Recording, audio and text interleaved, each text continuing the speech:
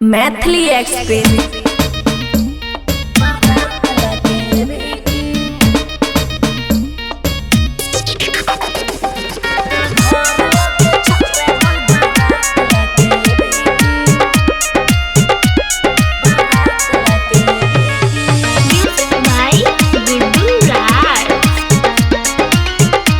खुशी recording studio बलुआहा।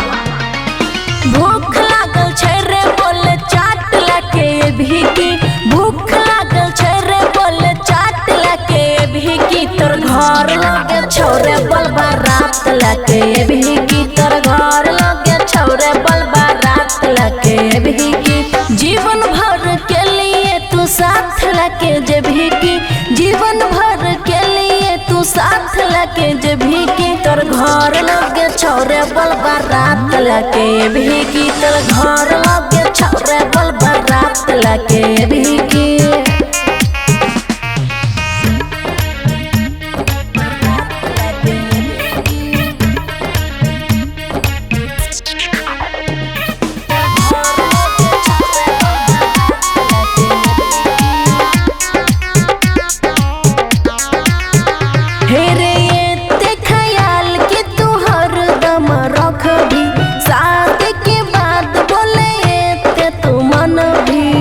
रे सुन बोला हे रे ते ख्याल कि तू हर दम रख भी, शादी के बाद बोले ये ते तू मन भी, दिलवा में भर के सांस लके भी की, दिलवा में भर के सांस लके भी की, तोर घर लगे छोरे बलबा रात लके भी की, तोर घर लगे छोरे बलबा रात लके भी की।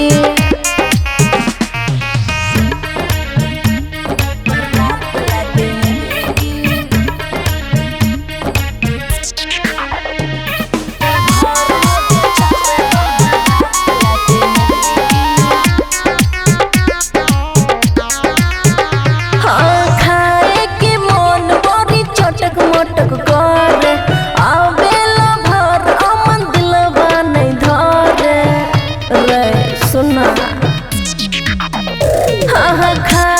के बड़ी चटक मोटक मन कर, आबेला भर अमन दिलवा नहीं धरे, खुशी यादव के दिल में हरदम तू रहबी की, खुशी यादव के दिल में हरदम तू रहबी की, तोर घर लगे छोरे बलबा रात लाके भी की, तोर घर लगे छोरे बलबा रात लाके भी की।